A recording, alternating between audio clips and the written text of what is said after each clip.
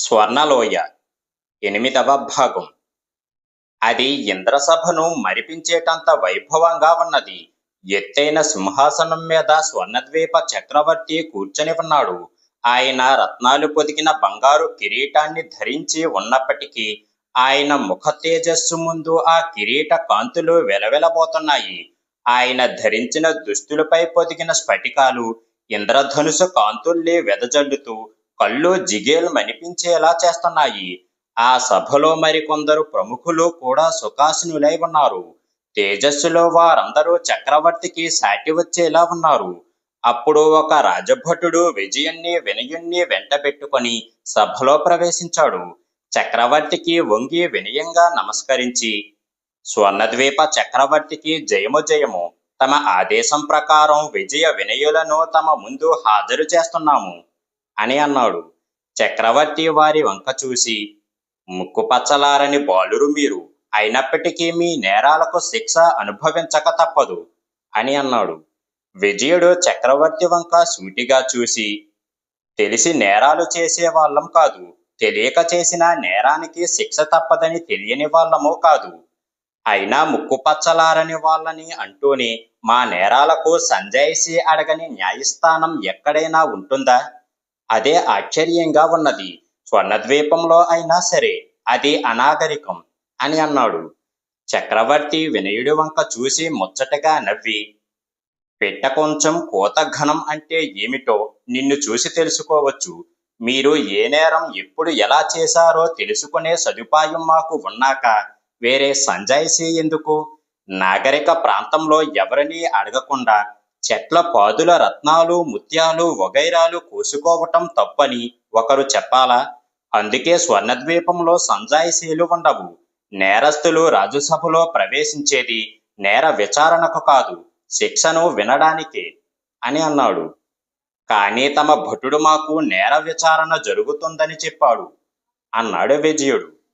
ప్రస్తుతం స్వర్ణద్వీపంలో నేర విచారణ అంటే శిక్షను చెప్పడమే. ఆ శిక్షలేమిటో ఈ పాటికి మీరు తెలుసుకునే ఉంటారు. మీలో ఒకడికి ఉరిశిక్ష, రెండో వాడికి స్వర్ణద్వీప బహిష్కార శిక్ష అన్నాడు చక్రవర్తి గంభీరంగా. మీ సంప్రదాయాన్ని నేను మన్నిస్తున్నాను. తమరు కూడా మా సంప్రదాయాన్ని మన్నించి ఉరిశిక్షను నాకు, ద్వీప బహిష్కార శిక్షను వినయుడికి ప్రసాదించగోరుతున్నాను అన్నాడు విజయుడు వినయంగా. చక్రవర్తి భృకుటి ముడతలు పడింది. ఆయన చిరుకోపంతో, శిక్ష మీ మీ నేరాలను బట్టి ఉంటుంది, మీ కోరికను బట్టి కాదు అని అన్నాడు. అంతవరకు మౌనంగా ఉన్న వినయుడు చటుక్కున, చక్కగా సెలవిచ్చారు ప్రభు, దొంగతనం నేను చేశాను, ఉరిశిక్ష నాకే పడాలి అని అన్నాడు. విజయుడు వినయుడి వంక కోపంగా చూసి, యువరాజుగా నిన్ను ఆదేశిస్తున్నాను, కాసేపు నోరు విప్పి నీవు మాట్లాడవద్దు అని అప్పుడు చక్రవర్తి వైపు తిరిగి, ప్రభు, నేను చంపక దేశపు యువరాజును. ఈ వినయుడు మా మంత్రి కుమారుడు. నేను పక్కన ఉండగా ఇతడు ఏ తప్పు చేసినా అది నాదే అవుతుంది. అది మా సంప్రదాయం. మాకే కాదు, ఎక్కడైనా సరే అదే ఉత్తమ సంప్రదాయం అని అన్నాడు. అదెలాగో చెప్పు, వింటాను అన్నాడు చక్రవర్తి. 14 సంవత్సరాలు వచ్చేదాకా పిల్లలు చేసిన తప్పులకు తల్లిదండ్రులే బాధ్యత వహించాలి. ఇది ఏ నాగరికతకైనా ఉత్తమ సంప్రదాయం. ఒప్పుకుంటారా అన్నాడు విజయుడు. చక్రవర్తి అంగీకార సూచకంగా తలాడించాడు. రాజు ప్రజలను కన్న బిడ్డల్లా చూసుకోవాలని శాస్త్రం చెబుతున్నది. అంటే రాజు ప్రజలకు తండ్రి వంటివాడు. అంటే రాజుగా ఉన్నంతకాలం ప్రజలు తప్పులకు రాజే బాధ్యుడు. నేను యువరాజు హోదాలో ఇల్లు వదిలిపెట్టాను. వినయుడు నా ప్రజల్లో ఒకడు. కాబట్టి ఇతడు ఏ తప్పు చేసినా అది నాదే అవుతుంది. కాదంటారా అన్నాడు విజయుడు. చక్రవర్తి అప్రయత్నంగా, శభాష్ యువరాజా అని, తమ తప్పులకు ప్రజల్ని బలి చేసే రాజుల గురించి విన్నాను. ప్రజల తప్పులకు బాధ్యత వహించి శిక్ష పొందాలనుకునే నీ వంటి రాజును చూడటం నాకెంతో సంతోషంగా ఉన్నది అని అన్నాడు. ప్రభు, ఇందులో నన్ను మెచ్చుకునేటంత విశేషమేముంది? నేను నా బాధ్యతను నిర్వహిస్తున్నాను. అయినా కొంతసేపు బాధ్యతను నిర్వహించకపోవడం నా తప్పు కదా. ఎందుకంటే ప్రజలు తప్పు చేస్తే రాజు వారిని సంస్కరించాలి, మళ్ళీ అలాంటి తప్పులు చెయ్యకుండా ప్రభావితం చెయ్యాలి. కానీ నేను పక్కనే ఉండి వినయుడు తప్పు చేస్తూ ఉంటే ఆపడానికి గట్టి ప్రయత్నం చెయ్యలేదు. అందువల్ల కూడా అతడి తప్పుకు పూర్తి బాధ్యత నాది. అయితే మీరిప్పుడు నన్ను మెచ్చుకున్నారు కాబట్టి నాదొక చిన్న మనవి అన్నాడు విజయుడు. నీ మనవి వినడానికి నాకు అభ్యంతరం లేదు. కానీ నేను మెచ్చుకున్నాను కదా అని శిక్షను తప్పించుకోవాలి అనుకోకు. నేను నీ గుణగణాల్ని మెచ్చుకున్నాను. అయినా నేరం నేరమే. ఎంత మంచివాడు ముట్టుకున్నా నిప్పు కాల్చకుండా ఉంటుందా అన్నాడు చక్రవర్తి. ప్రభు, శిక్షను తగ్గించమని తప్పించమని నేను అడగను. నా తర్కాన్ని ఒప్పుకున్నారు కాబట్టి ఉరిశిక్ష నాకే విధించమంటున్నాను అన్నాడు విజయుడు. దీనికి చక్రవర్తి అంగీకరిస్తూ సరే, నీవు కోరినట్లే జరుగుతుంది అని అన్నాడు. ఇక వినయుడు తట్టుకోలేక విజయ, ఇది అన్యాయం, తప్పు నాది కాబట్టి శిక్ష నాకే పడాలి అని అన్నాడు. విజయుడు తల అడ్డంగా ఊపి నేను రాజుని, న్యాయాలు నిర్ణయించడం నా వంతు, నా నిర్ణయానికి తలవంచడం నీ వంతు. చివరి క్షణాల్లో రాజు మాట కాదనే తప్పు చెయ్యకు. ఎలాగో నేను చెప్పినట్లే జరుగుతుంది. కానీ నీ తప్పు వల్ల పోయేటప్పుడు నాకు, ఆ తర్వాత జీవితాంతం నీకు మనశ్శాంతి ఉండదు అంటూ వినయుణ్ణి గట్టిగా హెచ్చరించాడు. నేను సామాన్యుణ్ణి, అన్నింటికీ నీ మీదే ఆధారపడిన వాణ్ణి. నీవు లేకుండా ఒక్క క్షణం కూడా బ్రతకలేని అసమర్థుణ్ణి. నా వంటి వాడు బ్రతకడం వల్ల ఎవరికి ప్రయోజనం లేదు. కానీ నీవు అసమాన సాహస ప్రతాపవంతుడివి, వివేకివి. నేను లేకపోయినా నువ్వు జీవించగలవు. నీ వల్ల ప్రపంచానికి ఎంతో ప్రయోజనమున్నది. కాబట్టి ఉరిశిక్ష నాకే పడాలి అన్నాడు వినయుడు పట్టుదలగా. చక్రవర్తి వారిరువురి త్యాగ గుణాలను ప్రశంసించి నా ప్రశంసలు మీ గుణగణాలకే, మీ నేరాలకు శిక్షలు తప్పవు. అయితే మీ ఇద్దరికీ అరగంట వ్యవధి ఇస్తున్నాను. ఒకరితో ఒకరు చర్చించుకొని ఇద్దరూ కలిసి ఏక నిర్ణయానికి రండి. ఇద్దరూ ఏక నిర్ణయానికి రాలేని పక్షంలో విజయుడు కోరిన ప్రకారం జరుగుతుంది అని అన్నాడు. అప్పుడు రాజభటుడు వారిద్దరిని సభలో ఒక మూలగా తీసుకొని వెళ్ళాడు. అక్కడ విజయుడు వినయుడు శిక్ష గురించి మాట్లాడుకున్నారు. వినయుడు ఉరిశిక్ష తనకే పడాలని మొండిగా వాదించాడు. విజయుడు చివరకు ఉరిశిక్ష అంటే మృత్యుదేవతతో పోరాటమని నీకు తెలుసును కదా అని అన్నాడు. ఆ తెలుసు అన్నాడు వినయుడు. మనిద్దరిలో నేనే ఎక్కువ సమర్థుడినని ఒప్పుకుంటావా అన్నాడు విజయుడు. ఒప్పుకుంటాను అన్నాడు వినయుడు. అయితే మృత్యుదేవతతో పోరాటానికి నువ్వే వెడతానంటావేం? నేను మృత్యుదేవతను జయించలేనని నీకు అపనమ్మకమా? నా సమర్థతను నీవు శంకిస్తున్నావా అన్నాడు విజయుడు కోపంగా. వినయుడు ఆలోచనలో పడ్డాడు. అప్పుడు విజయుడు తనకింకా ఆయువు తీరలేదని, మృత్యువు తన దరికి రాబోదని వినయుడికి నచ్చజెప్పి మొత్తం మీద ఏక అభిప్రాయానికి రప్పించి నువ్వేమన్నా నా మాటే నెగ్గుతుందని చక్రవర్తి మాట ఇచ్చాడు. అయినా నిన్నొప్పించడంలోనే నాకు ఆనందం ఉన్నది అని చెప్పాడు. విజయ వినయులిద్దరూ ఏకాభిప్రాయానికి రాగానే చక్రవర్తి ఎంతో సంతోషించి సభ మధ్యంలో ఉరిశిక్షకు ఏర్పాట్లు చెయ్యవలసిందిగా రాజభటులను ఆదేశించాడు. విజయుడు వినయుడు చూస్తూ ఉండగా సభా ప్రాంగణం మధ్యలో రత్నకంబలి తప్పుకున్నది. వేదిక ఒకటి పైకి లేచింది. ఆ వేదికపై ఉరికంబం ఉన్నది. వేలాడుతున్న ఉరిత్రాడు పక్కన నల్లని రాక్షసుడు ఒకడు ఉన్నాడు. బాలుడా, వేదిక ఎక్కు అన్నాడు ఆ చక్రవర్తి. విజయుడు ఆ వేదికను సమీపించాడు. వినయుడు కన్నీళ్లు తుడుచుకున్నాడు. విజయుడు వేదిక మెట్ల వరకు వెళ్లి ఆగిపోయి ప్రభు, స్వర్ణద్వీపం సిరి సంపదలలో విజ్ఞానంలో ఎంతో అభ్యున్నతిని సాధించింది. కాబట్టి ఉరిశిక్షకు ముందు నా చివరి కోరికలు తీర్చమని అడిగితే తీర్చాలన్న సంస్కారం ఇక్కడి చట్టంలో ఉంటుందని నేను ఆశిస్తే అది తప్పవుతుందా అని అన్నాడు. మిత్రుడేదో తిరకాసు పెడుతున్నాడని అర్థమై వినయుడి కళ్ళు మెరిశాయి. కానీ అతడి ఆశలను త్రుంచివేస్తూ తప్పులేదు, నీ కోరికలు అనుచితం కాకపోతే వాటిని తప్పకుండా తీర్చగలను అన్నాడు చక్రవర్తి. ఉరిశిక్ష తప్పించటం అనుచితమే అవుతుంది కాబట్టి విజయుడు లాంటి కోరిక కోరనే కోరడు. మరే కోరిక కోరుతాడోనని కుతూహలంగా చెవులు రిక్కించాడు వినయుడు. మిత్రుడు తను కలిసి తిరిగి వెళ్ళాలని అతడి గాఢమైన కోరిక. ప్రభు, ఇక్కడి జ్ఞానులను కలుసుకొని కొన్ని సందేహాలు తీర్చుకోవాలి. వాటిని వినయుడి ద్వారా కొందరికి చేరవేయాలి. ఇది నా మొదటి కోరిక అన్నాడు విజయుడు నిశ్చలంగా. నీ కోరిక తీరేది కాదు. ఎందుకంటే నీవు నేరస్తుడివి. నేరస్తులను స్వర్ణద్వీప జ్ఞానులు చూడరు అన్నాడు చక్రవర్తి. అప్పుడు విజయుడు నవ్వి, ప్రభు, నేను వినయుడి నేరానికి బాధ్యత వహించాను కాబట్టి శిక్షార్హుడిని అయ్యాను. స్వయంగా నేరం చేసి ఉండలేదు కాబట్టి నేను నేరస్తుణ్ణి కాదు. అందువల్ల నన్ను జ్ఞానులు చూడవచ్చు, నాతో మాట్లాడవచ్చు అని అన్నాడు. చక్రవర్తి అతడి వంక ముచ్చటగా చూస్తూ, ఇంత చిన్న వయసులో ఇంతటి మేధాశక్తి స్వర్ణద్వీపవాసులకు కూడా అసాధ్యం. మీరిద్దరూ ఇప్పుడే స్వర్ణద్వీప జ్ఞానులను కలుసుకొని మాట్లాడే ఏర్పాటు చేయిస్తాను.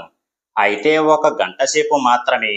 వారు మీతో ముచ్చటించగలరని గుర్తించుకొని మీ సమయాన్ని వినియోగించుకోండి అని అన్నాడు.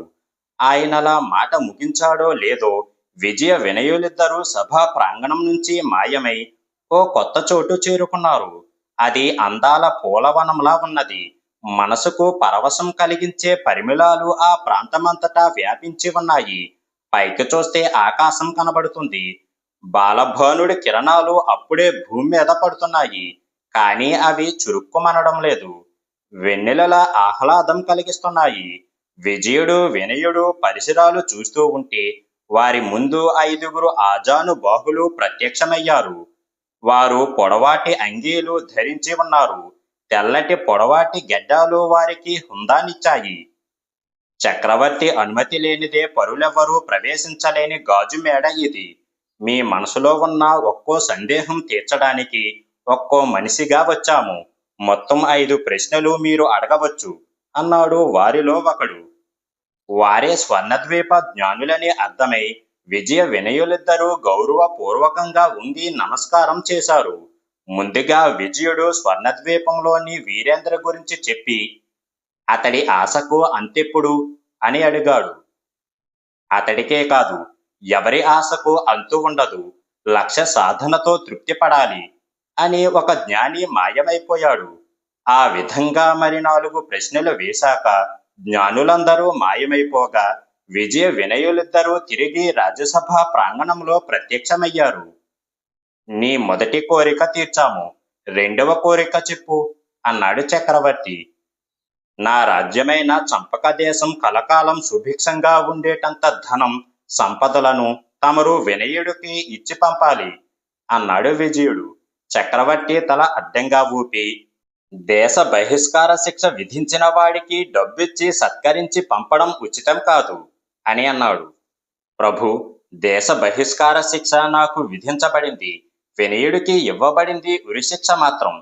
ఇప్పుడు ఆ శిక్షను నాకు మార్చారు కాబట్టి వినయుడు నేరస్తుడు కాదు. అతడికి డబ్బిచ్చి సత్కరించి పంపడం అనుచితమూ కాదు అన్నాడు విజయుడు. శభాష్ బాలరాజా, నీ చతురతకు మెచ్చాను అంటూ చక్రవర్తి గాలిలోకి చేతులు చాచాడు. అప్పుడు ఆయన చేతిలోకి ఒక సంచి వచ్చింది. ఇది మాయా సంచి. కోరిన ధనాన్ని, సంపదను అపారంగా ఇవ్వగల ఈ సంచిని వినయుడికిచ్చి నీ 2వ కోరికను కూడా తీర్చుతున్నాను. ఇక నీవు వేదికను ఎక్కి ఉరికి సిద్ధపడు అని అన్నాడు. విజయుడు చూస్తూ ఉండగా ఆ మాయా సంచి గాలిలో తేలుతూ వచ్చి వినయుడి చేతుల్లో వాలింది. అది చూసి వినయుడు తృప్తిగా తలాడించి మెట్లెక్కి వేదికపైకి చేరుకున్నాడు. ఉరికంబాన్ని సమీపించి ఉరిత్రాడు మెడకు తగిలించుకున్నాడు. రాక్షస ఆకారుడు అతన్ని ఉరి తీయడానికి సిద్ధంగా ఉన్నాడు. ఇక విజయుడి ప్రాణాలపై ఆశ లేదు. నా ప్రాణాలకు తెగించి నేనే ఏదైనా చెయ్యాలి అనుకుంటూ వినయుడు ముందడుగు వెయ్యబోయేంతలో అక్కడి నుంచి మాయమైపోయి ఒక కొత్త ప్రాంతం చేరుకున్నాడు. ఎదురుగా కనబడిన సుధాముణ్ణి గుర్తించి తాను దగ్ధనగరం చేరుకున్నానని గ్రహించాడు. సుధాముడు అగ్నిజ్వాలలలో నుంచి బయటకు వస్తున్న వినయుణ్ణి చూసి ఆశ్చర్యపడి, అరే బాలక, అయ్యో అన్న కేక వినపడగాని మీ ఇద్దరి పని అయిపోయింది అనుకున్నాను. ఆ అగ్నిజ్వాలలు మిమ్మల్ని ఏమీ చెయ్యలేదా? నీతో పాటు మంటల్లోకి దూకిన నీ మిత్రుడు ఏడి అని అడిగాడు. నీ గురించే నీకు తెలియదు. నీకు మా గురించిన వివరాలు ఎందుకు? ఇప్పుడు అగ్నిజ్వాలలలో నుంచి నేను నడిచి రావడం చూశావు. మంటలో నన్నేమీ చెయ్యడం లేదని నేను చెప్పేదాకా తెలుసుకోలేవా అన్నాడు వినయుడు నిరసనగా. సుధాముడు గతుక్కుమని, నీవు స్వర్ణద్వీపం వెళ్ళి వచ్చినట్లే కనబడుతున్నది. నీ వివరాలు నాకెందుకు గాని నా దేశం సుభిక్షంగా ఉండే ఉపాయమేదో అక్కడి జ్ఞానులను అడిగి తెలుసుకొని వచ్చావా అని అన్నాడు. వినయుడు నవ్వి, మహాశక్తివంతుడివి, దేవ గంధర్వులకే ఎదురు నిలిచి పోరాడి ప్రాణాలు నిలబెట్టుకున్న సమర్థుడివి, నీ దేశం సుభిక్షంగా ఉండే ఉపాయం నువ్వే తెలుసుకోలేకపోయావా అని అన్నాడు. తెలిస్తే నాకీ గతి ఎందుకు పడుతుంది? నన్నూరికే ప్రశ్నలతో వేధించక స్వర్ణద్వీప జ్ఞానులు నా గురించి ఏం చెప్పారో చెప్పు అన్నాడు సుధాముడు. ఆ జ్ఞానులు కొత్తగా చెప్పింది ఏమీ లేదు. వాళ్ళు చెప్పింది విన్నాక ఆ మాత్రం నాకే తెలుసు అనుకుంటావు అన్నాడు వినయుడు. అందులో చిత్రమేముంది? ఎంత సామాన్యమైన విషయమైనా తెలియనప్పుడు అది క్లిష్టమనిపిస్తుంది. ఎంత క్లిష్టమైనదైనా కిటుకు తెలిసాక ఇంతేనా అనిపిస్తుంది. బాలక, నన్ను ఊరించక విసిగించకు. నీవు తెలుసుకున్న విషయం నాకు చెప్పు. నీ మేలు ఆజన్మాంతం గుర్తుంచుకుంటాను అన్నాడు సుధాముడు. నేను చెప్పింది ఆజన్మాంతం గుర్తుంచుకుంటే నా మేలు వెంటనే మరిచినా పర్వాలేదు అంటూ ప్రారంభించాడు వినయుడు.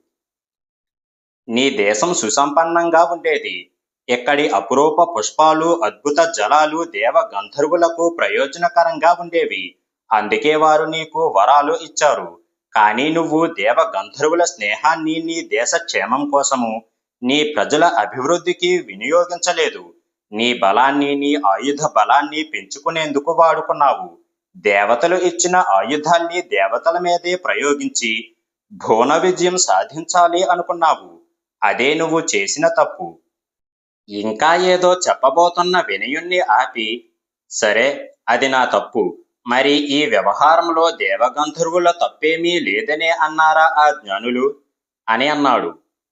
తప్పు వారిలోనూ ఉన్నది. కానీ నీ తప్పును అడ్డం పెట్టుకొని వారు తప్పు చేశారు. అందుకని ఎవరూ వారిని తప్పు పట్టలేకపోతున్నారు. నీవు కనుక ఎల్లప్పుడూ ప్రజాక్షేమం కోసమే పాటుపడే ప్రభువుగా ఉంటే ప్రపంచమంతా దేవ గంధర్వులను దుమ్మెత్తిపోసేది. జరిగింది మరిచిపో. ఇతరులను తప్పు పట్టడం మాని నీ తప్పు నువ్వు గ్రహించు. ఇక మీదటనైనా నీవు నీ కీర్తి ప్రతిష్టల గురించి కాక నీ ప్రజల సౌభాగ్యం గురించి ఆలోచించు. ఇప్పటికి మిగిలిన ప్రజానికంతో మళ్లీ కృషిని ప్రారంభిస్తూ కొత్త సామ్రాజ్యానికి పునాదులు వెయ్యి. ఇప్పటికీ నీ వరాలు నీకు ఉన్నాయి. ప్రజల కోసమే కృషి చేస్తే నీ దేశం మళ్లీ పూర్వ వైభవం పొందగలదని స్వర్ణద్వీప జ్ఞానులు చెప్పారు అన్నాడు వినయుడు. ఇది వింటూనే సుధాముడు గుండెలు బాదుకొని ఏడవసాగాడు. అంత భారీ మనిషి అలా పసిపిల్లవాడిలా రోధిస్తూ ఉంటే ఏం చెయ్యాలో తోచక అయోమయ అవస్థలో పడిపోయాడు వినయుడు. కాసేపటికి సుధాముడు తేరుకొని, బాలక, నీవు చెప్పింది నిజం. అయితే నా వల్ల మరో పొరపాటు కూడా జరిగింది. నేను నా బలానికి, ఆయుధ బలానికి కూడా దేవ గంధర్వుల మీద ఆధారపడ్డాను. అలా కాకుండా నేను నా ప్రజల స్వయం కృషిని నమ్ముకొని ఉంటే అన్ని విధాలా దేవ గంధర్వులకు మించిపోయి ఉండేవాళ్ళం. యుద్ధాలు, ఆయుధాలు అనుకుంటూ సహజీవన సౌభాగ్యాన్ని మరిచి నా దేశాన్ని చేతులారా సర్వనాశనం చేసుకున్నాను. పునర్నిర్మాణ కార్యక్రమం సర్వనాశనమంత సులభం కాదు కదా. గత వైభవాన్ని ఎప్పటికి పొందగలనో ఏమో అని అన్నాడు. కృషితో నాస్తి దుర్భిక్షం అన్నాడు వినయుడు. సుధాముడు ఇంకేదో అనబోయేలోగా వినయుడు అక్కడి నుంచి మాయమయ్యాడు. అఖండ జలపాతం ప్రాంతంలో అసహజంగా పచార్లు చేస్తున్నాడు ధర్మన్న. ఉన్నట్లుండి ఆ జలపాతంలో నుంచి తాపీగా అడుగులు వేసుకుంటూ వస్తున్న వినయుణ్ణి చూశాడు అతడు. మనిషిని తొందరగానే గుర్తుపట్టి, అరే వినయుడు అని అన్నాడు. అంతలోనే వినయుడు అతన్ని సమీపించి, నేను వెనక్కి రావడం కాస్త ఆలస్యమయ్యింది కదూ అని అన్నాడు. ధర్మన్న ఆశ్చర్యపడుతూ, నువ్వు వెనక్కి రావడమే పెద్ద ఆశ్చర్యం నాకు. ఇంతకీ నువ్వు స్వర్ణద్వీపం చేరుకోగలిగావా అని అన్నాడు. స్వర్ణద్వీపం చేరుకున్నాను. అక్కడి జ్ఞానులను కలుసుకున్నాను. నీ సమస్యకు పరిష్కారం తెలుసుకున్నాను. ఆ జ్ఞానుల అద్భుత విజ్ఞాన శక్తితో తిరుగు ప్రయాణం నాకెంతో సుఖకరం అయ్యింది. వచ్చిన దారిలోనే కోరుకున్న చోటుకు క్షణాల మీద చేరుకోగలుగుతున్నాను అన్నాడు వినయుడు. అవును, నీతో పాటు నీకంటే చిన్నవాడైన విజయుడు ఉండాలి కదా. అతడు ఏమయ్యాడు? నువ్వొక్కడివే కనిపిస్తున్నావు అన్నాడు ధర్మన్న. బాగా ఆలోచించుకో. నేను నీకు ఒకే ఒక్క ప్రశ్నకు సమాధానం చెబుతాను. నేను విజయుడు గురించి చెబుతాననుకో, ఆ తర్వాత ఇంక నువ్వు నన్ను ఏ ప్రశ్నలు అడగకూడదు. సరేనా అన్నాడు వినయుడు. ఇందులో ఆలోచించడానికి ఏముంది బాబు, ఏదో కుతూహలం కొద్దీ అడిగాను. కానీ విజయుడేమైతే నాకెందుకు? నా కారణంగా నిర్జనమైన ఆ గ్రామాన్ని వెలుతురుతో నింపాలన్నదే నా కోరిక. అదెలా తీరుతుందో జ్ఞానులు చెప్పారా అన్నాడు ధర్మన్న చాలా ఆతృతగా. వినయుడు ధర్మన్నకు స్వర్ణద్వీపంలోని జ్ఞానులు ఏమన్నారో వివరించాడు. కంటికి కనిపించే నిప్పులో కనిపించని వేడి ఉంటుంది. ఒంటికి తగిలే గాలిలో కనిపించని ప్రాణశక్తి ఉంటుంది. కంటికి కనిపించే మట్టిలో వృక్షజాతి మాత్రమే వెలికి తీయగల మధుర ఫలాలు ఉన్నాయి. భగవంతుడు మనిషిని ఈ ప్రకృతి శక్తులను అర్థం చేసుకొని సుఖపడమన్నాడు. కానీ మనిషి ఏం చేస్తున్నాడు? కంటికి కనిపించే రాతిలోనో మందిరంలోనో కనిపించని దేవుణ్ణి ఊహించుకుంటున్నాడు. ఆ దేవుడి పేరుతో సాటి మనిషితో గొడవ పెట్టుకుంటున్నాడు. కలహాలు లేనప్పుడు స్తోత్ర పాఠాలతో దేవుడి వద్ద విలువైన కాలాన్ని వృధా చేసుకుంటున్నాడు. స్వర్ణద్వీపంలో జ్ఞానులు తమ విలువైన కాలాన్ని సద్వినియోగం చేసుకొని దైవశక్తుల రహస్యాలు తెలుసుకుంటున్నారు. ధర్మన్న ఉండే ఆ ప్రాంతంలోని జలపాతం వద్ద జలయంత్రం ఏర్పాటు చేస్తే అపరిమితంగా విద్యుత్ శక్తి పుడుతుంది. ఆ శక్తితో దీపాలు వెలిగించి నట్టనడి రాత్రిని మిట్ట మధ్యాహ్నంగా మార్చవచ్చు. ఇంకా ఎన్నో అపూర్వ కార్యాలు సాధించవచ్చు. దానికి ధర్మన్న ఆశ్చర్యపడి, ఈ జలపాతంలో నుంచి అంత గొప్ప శక్తి పుడుతుందంటే నాకు నమ్మకం లేదు అని అన్నాడు. విజ్ఞానికి నమ్మకంతో పని లేదు. మూలసూత్రం తెలిస్తే అది ప్రతి ఒక్కరికి అందుబాటులోకి వస్తుంది. జ్ఞానులు నాకు జలపాతం నుంచి విద్యుత్ శక్తిని తీసి పలు విధాలా ఉపయోగించే విద్యను నేర్పారు. నేను నీకు అది నేర్పుతాను. ఆ తర్వాత నుంచి నువ్వు మాత్రం అంతటితో ఆగిపోవద్దు. దేవుడి పేరుతో కలహాలు మానాలి. ప్రకృతి శక్తుల రహస్యాలు తెలుసుకునేందుకు నిత్యం కృషి చేయాలి. ఆ విధంగా కొంతకాలానికి స్వర్ణద్వీపంలోని జ్ఞానులంత విజ్ఞానం మీకై మీరు సాధించుకోగలుగుతారు అన్నాడు వినయుడు. ధర్మన్న వినయుడు నుంచి ఆ విద్యను స్వీకరించాడు. అందుకు కొన్ని క్షణాలు మాత్రమే పట్టింది. ఆ వెనువెంటనే వినయుడు మాయమయ్యాడు. ఇంకా ఉంది.